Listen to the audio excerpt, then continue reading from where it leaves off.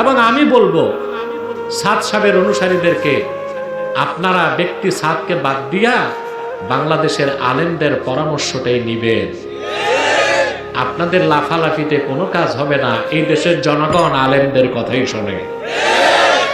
তারা ফতোয়া দিয়েছেন এটা যারা করে যে পকেটে মোবাইলে যেহেতু ভিডিও হয়, মোবাইলে হ্যান হয় ত্যান হয়, এই জন্য পকেটে মোবাইল রাখলে উনার ব্যক্তিগত মতামত হচ্ছে নামাজই হবে না, কেননা একটা হারাম জিনিস আপনি পকেটে নিয়ে নামাজ পড়তেছেন। এছাড়াও তারা বলেছেন কোরআন বুঝে পড়া ওয়াজিব, কোরআন না বুঝে পড়লে ওয়াজিব লঙ্ঘন হবে, বাকি পড়ার উপকার হবে না। তারা আরো বলতেছেন যে কেউ যদি কোরআন শিখায়, সালাত আদায় করায়, এরপরে সালাতের বিনিময় হয় না, কোরআনের বিনিময় হয় না, কিন্তু যে হাদিয়া দেওয়া হয় আপনার কোরআনের শিক্ষককে অথবা আপনার ইমামকে, তারা বলছেন এইটা সম্পূর্ণ হারাম, এটা যে গ্রহণ করবে সে হারাম খায়। এটা তাদের মতামত। 3 নম্বর হচ্ছে তওবা কবুলের জন্য আমরা জানি 3টা শর্তের কথা বলা হয়েছে, কিন্তু উনারা ইস্তেহাদ করে বের করছেন যে একটা তওবা কবুলের শর্ত উম্মতে মুহাম্মদীকে ভুলায় দেওয়া হয়েছে। সেই ভুলটা কি? আল্লাহর রাস্তায় বের হওয়া, এটাও তওবা কবুলের শর্ত। দলিল কি? ওই যে একজন লোক 99টা খুন করলো, এরপরে বের হলো, একজন বলল গুনাহ ক্ষমা হবে না, তাকে হত্যা করে ফেললো, আলেমের কাছে গেল, বলল তুমি যাও অমুক ভালো লোকেরা আছে সেই দিকে যায় তওবা করো। আল্লাহ রাব্বুল আমিন এই বের হওয়ার কারণে তার তওবা কবুল করলেন, জান্নাতের দিকে তার পথ আগায় দিলেন। ওইটাকে দলিল বানায়, ওইটা নাকি চতুর্থ শর্ত। অথচ সাহাবায়ে কেরাম থেকে শুরু করে নবী করিম সাল্লাল্লাহু আলাইহি সাল্লাম থেকে শুরু করে ওইটা একটা বিশেষ প্রেক্ষাপটে নবী করিম সাল্লাল্লাহু আলাইহি সাল্লাম ফজিলত বর্ণনা করছেন, কিন্তু তওবা কবুলের শর্ত এটা করেন নাই। একজন অসুস্থ মানুষ যে হয়তো কখনো এরকম কোথাও বেরই হতে পারলো না, কিন্তু আল্লাহর কাছে ঘরে বসে যদি হাসপাতালে সে তওবা করতে চায়, তাহলে বোঝা যাবে তার তওবা কবুল হবে না। এই সকল বিভ্রান্তিকর কথা তাদের মুখে বহু বেরিয়েছে, এছাড়া দিকে আসছে। এবং তাদের বক্তব্য হচ্ছে যে দিন একমাত্র শিখতে হবে মসজিদ থেকে, মাদ্রাসা থেকেও দিন শেখা যাবে না, সেখান থেকে নানান কিছু শেখা যেতে পারে, কিন্তু দিন শেখার একমাত্র জায়গায় হচ্ছে মসজিদ। এই জন্য মসজিদের বাইরে যে সকল মাদ্রাসা বা অন্য কোথাও দিন শেখা হয়, এগুলো প্রকৃত দিন শেখা হয় না। এই সবচেয়ে বড় সাংঘাতিক বিভ্রান্তি হচ্ছে ইসলামের 5-এর বাইরে 6 উসুল, এবং তাদের বক্তব্য হচ্ছে কেউ 6 উসুল নিয়ে জিজ্ঞাসা করেন 6 নম্বর, আরে বেটা 6 নম্বর উসুলই তো মূল উসুল, বাকি 5 উসুল নাকি 6 নম্বর উসুল দিয়ে হবে। ভাই, দাওয়াত ও তাবলীগের বাহিরেও, এই বের হয়ে যাওয়ার বাহিরেও সাহাবায়ে কেরাম, তাবেঈ, সালফে সালেহিনগণ হাজার ধরনের তাবলীগ করেছেন। মুহাদ্দিসরা লিখেছেন কিতাব, কেউ দর্স ও তালিম দিয়েছেন, কেউ ওয়াজ করেছেন। আপনি বলছেন কোনোটাই না, ওইটাই একমাত্র উসুল এবং বাকিগুলার পূর্ণ দিবে। এইটা বললে আপনি ইসলামের মৌলিক বিধানের মধ্যে হাত দিয়েছেন, আপনার দিন থেকে বের হয়ে যাওয়ার সম্ভাবনা আছে। আমাদের প্রতিষ্ঠাতা উলামায়ে কেরাম, এই তাবলীগ জামাতের প্রতিষ্ঠাতা উলামায়ে কেরাম, এই তাবলীগ শিখেছে উলামায়ে কেরাম, এই তাবলীগের জন্য জীবন দিতে পারে উলামায়ে কেরাম, তাবলীগের জন্য মায়ের খাইতে পারে উলামায়ে কেরাম, মায়ের দিতেও পারে উলামায়ে কেরাম।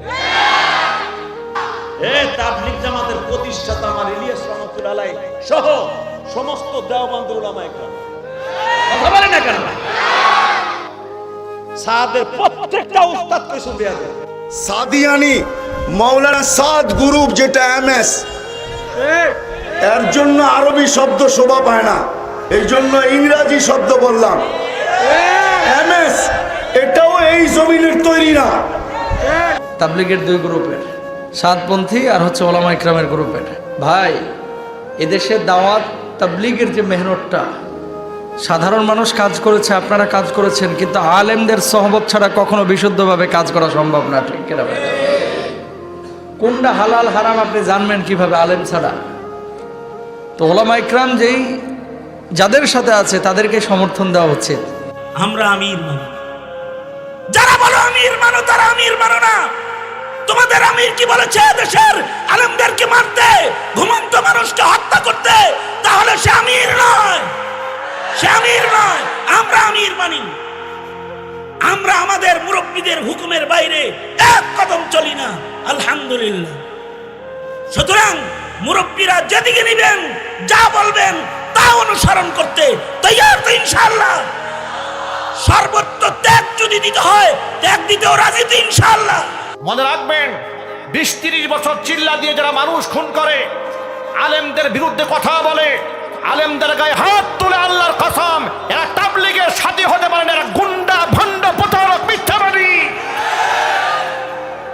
এই সন্ত্রাসীগুলোর বিচার হওয়া দরকার। বিচার হওয়া দরকার নাই? যারা ঘুমন্ত তাবলিগের সাথীর উপরে রাতের আধারে অস্ত্র নিয়ে ঝাঁপাইয়া পড়েছে, কি ভাই, বিচার হওয়া দরকার আছে না? এই খুনের বিচার হতে হবে। আমরা স্বরাষ্ট্র মন্ত্রণালয়ের দৃষ্টি আকর্ষণ করছি, প্রশাসনের দৃষ্টি আকর্ষণ করছি, এর পেছনে কারা, ইন্ধন দিচ্ছে কারা? মা ফিতনাবাজ, গুমরাহ, বাতিল আকীদা লালনকারী সাদ সাহেবের বাংলার জমিনে ঠাঁই হবে না। আপনাকে সবাই একমত? আমরা সবাই একমত? আজকের থেকে সাদ সাহেবকে চিরদিনের জন্য বাংলার মাটিতে অবাঞ্ছিত ঘোষণা করা হোক, অবাঞ্ছিত ঘোষণা করা। মূল ধারা এই সাদ এবং সাদের কুখ্যাত অনুসারীদেরকে তবলিগি জামাতে অবাঞ্ছিত ঘোষণা করেছেন। এই কুখ্যাত সাদ তাদের অনুসারীদেরকেই তার নামে নেওয়া সাদপন্থী বলা হয়। এরা যদিও শিক্ষিত সমাজের সাদপন্থী নামে পরিচিত, কিন্তু সর্বস্তরের মুসলমানদের কাছে এরা সাদিয়ানি নামে পরিচিত। এই সাদিয়ানি গ্রুপ, সাদের অনুসারী সাদিয়ানি গ্রুপ ইহুদি খ্রিস্টানের এজেন্ডা বাস্তবায়ন কল্পে তবলিগের মূল ধারায় বিচ্ছিন্নতা সৃষ্টি করেছে। এরা মূল ধারার তবলিগি নয়, এরা তবলিগের নামে বিচ্ছিন্নতাবাদী। যেমনভাবে কাদিয়ানীদের ইসলামের নামে কর্মকাণ্ড চালাবার কোনো অধিকার নয়, ঠিক তেমনি ভাবে সাদিয়ানীদের তবলিগের নামে কোনো কর্মকাণ্ড চালাবার অধিকার নয়। আমি এই মহাসম্মেলনের পক্ষ থেকে বর্তমান অন্তর্বর্তীকালীন সরকারের কাছে আবেদন রাখতে চাই, বাংলাদেশে কাদিয়ানীদেরকে যেভাবে ইসলামের নামে কর্মকাণ্ড চালানোর পর নিষিদ্ধতা আরোপ করতে হবে, ঠিক তেমনি ভাবে বাংলাদেশে তবলিগের নামে সাদিয়ানীদের সকল প্রকার কর্মকাণ্ডকে নিষিদ্ধ ঘোষণা করতে হবে। কাদিয়ানী বাংলাদেশে অবাঞ্ছিত, কাদিয়ানী গ্রুপ বাংলাদেশে অবাঞ্ছিত, সাদিয়ানী বাংলাদেশে অবাঞ্ছিত, সাদিয়ানী গ্রুপ বাংলাদেশে অবাঞ্ছিত, অবাঞ্ছিত, অবাঞ্ছিত। হযরত মাওলানা সাদ সাহেবকে দাওয়াত তবলিগের আলমী আমিরের দাবি করা এটা গলত, ইসলামী ফেক ফতোয়ার আলোকে বিলকুল সরি গলত। লাগাইছি কোন মুরব্বীর সাথে তুই সময় লাগাইছ? আমি যে মুরব্বীদেরকে দেখছি তাদেরকে তোর বাপও চোখে দেখে নাই। আমি তো মাওলানা জাকারিয়া সাহেব রহমতুল্লাহ দরবারের খাদেম, তুই কে? আমি যখন জাকারিয়া সাহেবের দরবারের খাদেম ছিলাম, সাদ হেদায়েতের নাহু কিতাব পড়তো। ইতাআতি নামে ইসলাম ধর্মে কিছুই নাই। যেই কেউ বলে আমি ইতাআতি, আল্লাহর কসম সে বেদাতি, বেদাতি, বেদাতি। কিসের ইতাআতি? কোন মৌলবি থাকলে আমার সামনে বল, বুঝা আমাকে কোরআন আর হাদিস। কেন দুকামি করস উম্মতের সাথে? কেন মুহাম্মদ সাল্লাল্লাহু আলাইহি ওয়াসাল্লামের উম্মতের সাথে বেঈমানি করস? কেন গাদ্দারি করস? কেন মুনাফিক করস? ইতাআতি মানে মুনাফিক, ইতাআতি মানে বিদআতি। মাওলানা সাদ সাহেব, আমি এখন যদি কইতে আমার কথা সমস্যা। আমরা দেশের ধর্মমন্ত্রী সুন্দর করে কইছি, ধর্মমন্ত্রী কথাটা কিন্তু আমি কইতেছি, আমার কিন্তু দুশ্চিন্তা না কেউ। ধর্মমন্ত্রী কইছে ইসরায়েল থেকে টাকা আইছে তাবলিগ বাংলা লেগে, আর এটার লিডার হইল সাদ সাহেব, আর বাংলাদেশের লিডার হইল ওয়াসিম। যারা ইসরায়েলের টাকায় তাবলিগ ভাঙ্গার ষড়যন্ত্র করে, ইহুদি খ্রিস্টানের দালালি করে, তাদেরকে টঙ্গীর ময়দানে ঢুকার অধিকার নাই, কাকরাইল মসজিদে ঢুকার অধিকার তাদের নাই। ঠিক না ঠিক? ইজতেমা হবে একটা, থামেন, ইজতেমা হবে একটা। মাওলানা সাদ সাহেব চিনেন না? একটু দোয়া করেন, হাদাহুল্লাহ বলেন, বলেন হাদাহুল্লাহ। আল্লাহ হেদায়েত দিয়ে দেন, আল্লাহ হেদায়েত দিয়ে দিলে উম্মত বহুত বড় ফিতনা থেকে বাঁচা যাবে। এই কারণে উম্মত বহুত বড় ক্ষতির মুখোমুখি হয়ে গেছে। ইখতিলাফের কারণে আমল তো বন্ধ হয়ে গেছে, এটা তো সত্য কথা। ইখতিলাফের মূলে যিনি, তিনি একটু নিজেকে পিছনে নিলে আশা করি ইনশাআল্লাহ ইখতিলাফ থাকবে না। দেখেন, ওলামায়ে কেরাম মাদ্রাসা নিয়েই বহুত ঝামেলায়। অনেকে মনে করে আমরা বুঝি এতদিন পরে মার্কাজ দখল করতে চাই। আরে ভাই, আমি তো আমার মাদ্রাসা নিয়েই ব্যস্ত। মোতায়েন সাহেব মাদ্রাসার ওস্তাদদের বেতন দিতে পারে না, বেচারা রাত্রে ঘুমাইতে পারে না, আপনার মার্কাজ নিয়ে চিন্তা করার সময় কই? ওলামায়ে কেরাম তো এগুলোর দায়িত্ব নেওয়ার ইচ্ছুক না। কত বড় দুঃসাহসী, কত বড় মিথ্যাচারী! আরে আসমান জমিন তো ফেটে যাওয়ার উপক্রম। সেই টঙ্গীর বিশ্ব ইস্তেমার মাদ্রাসার ছেলেরা ওরা কোরআন পড়ছিল, ওদের শিক্ষকদের কাছ থেকে ওরা কোরআন শিখছিল। ওই সময়ে তোমরা অতর্কিতে হামলা করে শুধু আমাদের বড় ছাত্রদেরকে রক্তাক্ত করে ক্ষান্ত হও নাই, সেই মাদ্রাসার অভ্যন্তরে গিয়ে তোমরা হামলা চালিয়েছ। আমাদের নিষ্পাপ সন্তানগুলোর কোরআনের পড়া তোমরা বন্ধ করে দিয়েছো। আমাদের ছোট ছোট বাচ্চাগুলোকে উঠিয়ে তোমরা আছাড় মেরেছ। ওদের মনের মধ্যে তোমরা আতঙ্ক ছড়িয়ে দিয়েছ। ওরা তোমাদের এই রুদ্র হায়নার মতো তোমাদের এই জঙ্গলি রূপ দেখে আতঙ্কে ওরা ভয়ে থরথর করে কাঁপছিল। চোখের পানিতে ওদের বুক ভাসছিল। মিথ্যাচারের দল সেই বাচ্চাগুলোকে এনে মিডিয়ার সামনে ধরে ভিডিও করে আর ইসলাম বিদ্বেষী মিডিয়া হলুদ সাংবাদিকদের সঙ্গে আতাত করে প্রচার করেছো।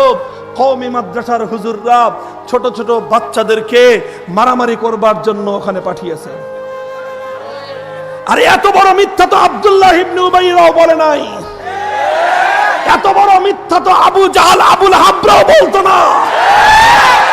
এই মিথ্যার কি শাস্তি তোমরা ভোগ করবে? আল্লাহর কাছে দোয়া করে আল্লাহ যেন তোমাদেরকে মাফ করে দেন। আল্লাহর কাছে দোয়া করবে যে মাওলানা সাদ গুমরা এবং তার অনুসারীও গুমরা, এবং তাকে যে সমস্ত আলেমরা সাপোর্ট করছে এরা দুনিয়ার লোভে সাপোর্ট করছে, এদেরকে অনুসরণ করা যাবে না। এই মাওলানা সাদ কোনোদিন দেওবন্দের বারান্দা দিয়েও হাঁটে না। যেই লোক নিজেকে তাবলীগের আমির দাবি করছে, এই লোকটা একটার পরে একটা কোরআন হাদিস বিরোধী বক্তৃতা দিয়েই যাচ্ছে। এই পর্যন্ত 68টা বক্তৃতা আমার হাতে আছে। 68টা কোরআন হাদিস বিরোধী, ইজমা বিরোধী, সাহাবায়ে কেরামের উক্তি বিরোধী, আহলুস সুন্নাহ ওয়াল জামাতের মতের বিরোধী। যেই মানুষটা এইভাবে একটার পর একটা বক্তৃতা দিয়ে যায়, যেই মানুষ বলে হেদায়েত আল্লাহর হাতে নেই, আল্লাহর হাতে বলে হেদায়েত নেই, যেই মানুষ বলে সাহাবায়ে কেরাম পরস্পরের মধ্যে সব সময় ঝগড়াঝাটির মধ্যে লিপ্ত ছিল, নাউযুবিল্লাহ বলেন, যেই মানুষ বলে নবী রাসূলরা ভুল করেছে, নাউযুবিল্লাহ বলেন, যেই মানুষ এরকম একটার পর একটা এই কোরআন হাদিস বিরোধী বক্তৃতা দিয়ে যায়, এই মানুষটা আর যাই হোক তাকে কোনোদিন অনুসরণ করা যেতে পারে না। আর ওই মানুষের যারা পক্ষপাতিত্ব করছে বাংলাদেশে যারা পক্ষপাতিত্ব করছে, আমার মতো এরকম দুনিয়া লুভি ইহুদি খ্রিস্টানদের পা চাটা গোলাম কতগুলো আমাদের মতো এরকম টুপি দাড়িওয়ালা, এরা যারা ওই মানুষটার পক্ষপাতিত্ব করছে, এদেরকে বাংলাদেশের উলামায়ে কেরাম আরো যুগ আগে ডাস্টবিনে নিক্ষেপ করেছে।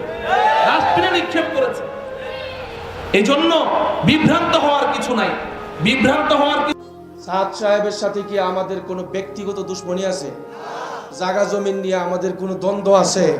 ওনার বাড়ি ইন্ডিয়া, আমাদের বাড়ি বাংলাদেশ, দ্বন্দ্বের কি সুযোগ আছে এখানে বলেন? সমস্যা এক জায়গায়, কারণ সাদ সাহেব এমন ফতোয়া দেয় যে ফতোয়া 8 রশিদের সঙ্গে মিলে। মন খারাপ করেন না, মন খারাপ, কারণ সাদ সাহেব বলছে মক্কা মদিনা के बाद अगर कोई जगह काबिल इक्तिदा काबिल आजमत है वो बांग्ला वाली मस्जिद मरकज निजामुद्दीन है। नाउजुबिल्लाह। সাদ সাহেব বলছেন মক্কা শরীফ মদিনা শরীফের পরে 3 নম্বর অনুসরণীয় জায়গা হলো ইন্ডিয়ার নিজামুদ্দিন মার্কাজ। নাউজুবিল্লাহটা কি আপনজন হওয়ার কারণে নাউজুবিল্লাহ কিন্তু শরম? এ ভাই, কোরআন হাদিসে নিজামুদ্দিন মার্কাজের নাম আছে।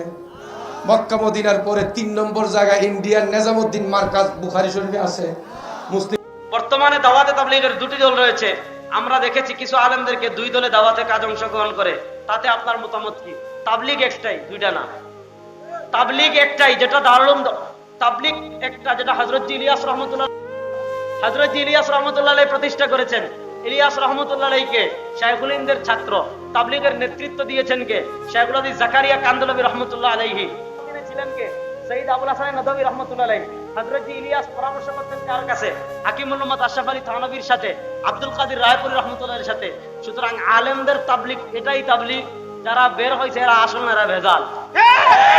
দেখেন, এটা হলো প্রকৃত উলামায়ে দেওবন্দ। আমার ভাই যদি কোরআন সুন্নাহর বিরুদ্ধে কথা বলে, আমার ভাই নোটে লাও। মৌলানা সাদের সাথে আমাদের জমিন নিয়ে দ্বন্দ্ব নাই, মৌলানা সাদের সাথে আমাদের টাকা নিয়েও দ্বন্দ্ব নাই, মৌলানা সাদের সাথে আমাদের দল নিয়েও দ্বন্দ্ব নাই। সাদ সাহেবের বিরুদ্ধে আমার দ্বন্দ্ব কেন? আমার বাপ যদি কোরআন সুন্নাহর বিরুদ্ধে যাবে, আমার বাপকে মানি না। আমার পীর যদি কোরআন সুন্নাহর বিরুদ্ধে যায়, আমার পীররে আমি লাত্তি মারি মিয়া। কথা ক্লিয়ার একদম। আমার পীর যদি কোরআন সুন্নাহর বিরুদ্ধে যায়, আমার পীররে আমি লাত্তি মারি, এমন পীরের আমার দরকার নাই। তো সাদ সাহেবের সাথে আমাদের ইখতিলাফ কোরআন। এই পরামর্শ বোর্ড বা পরামর্শ ভিত্তিক কার্য পরিচালনা, এটাকে বাদ দিয়ে একক ব্যক্তির কর্তৃত্বে পুরা ওয়ার্ল্ডের এই তাবলীগের কাজকে পরিচালনা করা, মৌলানা সাদ সাহেব এই দিকে যাওয়ার কারণেই এইখানে নতুন করে সংকট সৃষ্টি হয়েছে। পরামর্শ ভিত্তিক শুরা বোর্ড, পরামর্শ বোর্ডের মাধ্যমে সারা দেশের, সারা ওয়ার্ল্ডের এই তাবলীগের কাজ পরিচালনা, এই পদ্ধতিকে বাদ দিয়ে একক ব্যক্তিত্বের কর্তৃত্বে এই কাজটাকে পরিচালনা করার অপচেষ্টা মৌলানা সাদ সাহেব শুরু করেছেন। এই কারণেই এই সমস্যা উৎপত্তি হয়েছে, 1 নম্বর। 2 নম্বর কারণ হলো কোরআন হাদিস বিরোধী মন গড়া চিন্তা চেতনা, আর সেই আলোকে তার বক্তব্য, এটা দ্বিতীয় বড় কারণ, যে কারণে আজকে তাবলীগের ব্যাপক মুরব্বিরাই মৌলানা সাদ সাহেবের বিপক্ষে অবস্থান নিয়েছে। কত চিল্লা দিলে মসজিদের ইমাম হওয়ার যোগ্যতা হয়?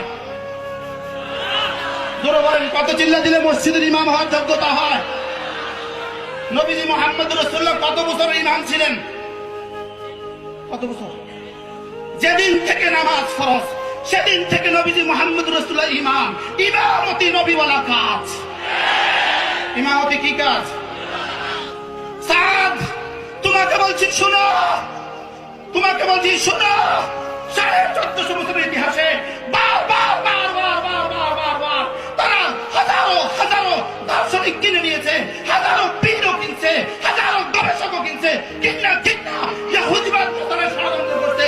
কেউ টিকে নাই, তুমিও টিকবে না।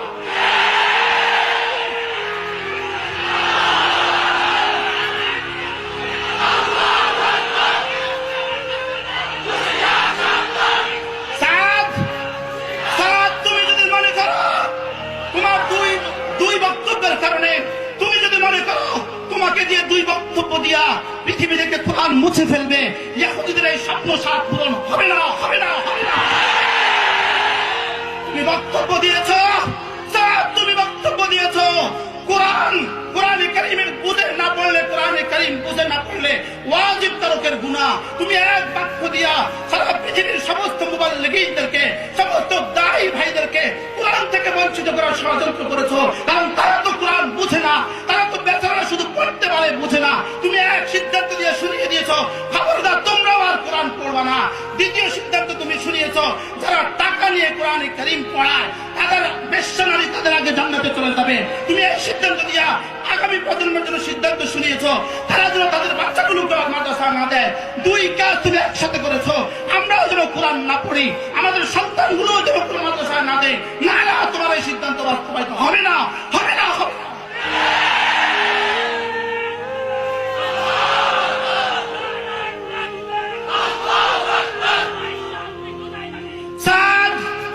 তোমাকে বলছি শুনো, তুমি যদি মনে করো এই বক্তব্য দিয়ে তুমি কোরআনে কারীমকে মুছে ফেলবা, ইহুদিদের এই খেলা বাস্তবায়িত হবে না। আমরাও কোরআন তেলাওয়াত ছাড়বো না, আমাদের বাচ্চাগুলোকেও কোরআন পড়ানো ছাড়বো না। সাদ, তোমার বক্তব্য তুমি পৃথিবী থেকে উদ্ধার করতেই হবে। না, এই লাল সবুজের পতাকা এই 65,000 বর্গ মাইলে তোমার অনুসারীদের ঠাই হবে না। তুমি বক্তব্য দিয়েছ সাদ, তোমাকে আমি তুমি বলতে বাধ্য হলাম। তুমি যদি মনে করো তোমার দাদার বাবা হযরত ইলিয়াস রাহমাতুল্লাহ আলাইহি, আমরা বলবো নবীজি নূহ আলাইহিস সালামের ছেলেকেও তো ইসলাম ছাড়ে নাই, নবীজি নূহ আলাইহিস সালামের ছেলেকেও আল্লাহ তাআলা ছাড়ে নাই। তুমি তো নবীজি নূহের নাতি নও, তুমি তো নূহের কি নাও? মার্টিনা আমাদেরকে ধোঁকা দিও না। আমি যারে বুঝাইয়া পয়সা দিয়ে তবলিগে পাঠাইছি, সে চিল্লে চেয়েছে আমার কাগজের আল্লাহর রাস্তায় সময় লাগাইছে। এলকি কয় কি রে আল্লাহ? হ্যাঁ লাগাইছি তো। কতদিন লাগাইছেন? আমি কই যে 37 বছর চলে। উরি বাবা, এতদিন কোন কোন জায়গা লাগালেন? আমি কই 12 বছর মাদ্রাসায় পড়ছি আর এই 25 বছর হাদিস পড়াই। কয় যে এটা না হুজুর, এটা না। আমি বলি কোনটা? সুদ খাইছো, ঘুষ খাইছো, মাগিবাজি, ফাঁকিবাজি, লম্পটে, লুচ্চমি, দুনিয়ার আকাম করছো, 65 বছর মতো চাকরি করে ঘুষির টাকাতে দাঁড়ান দিছো। আমার অজে 3 চিল্লে দিয়ে তুমি হইছো কুতুবুল আক্তাব, আর আমি এই 12 বছর মাদ্রাসায় পড়াইছি, 25 বছর হাদিস পড়াই। এটা তোমার শয়তানের রাস্তা হয়ে গেছে।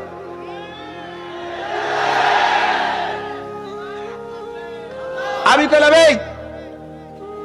এইটা শয়তানের রাস্তা। কয় হুজুর আপনার আল্লাহর রাস্তা খুরুজ ফি সাবিলিল্লাহ, এই আরবিটার সাথে খুরুজ ফি সাবিলিল্লাহ, খুরুজ ফি সাবিলিল্লাহ করেন না আল্লাহর রাস্তায় বের। কিভাবে প্রহার করা যায় কিনা এটা আপনারা জিজ্ঞেস করে দেখেন নিজের বিবেকের কাছে।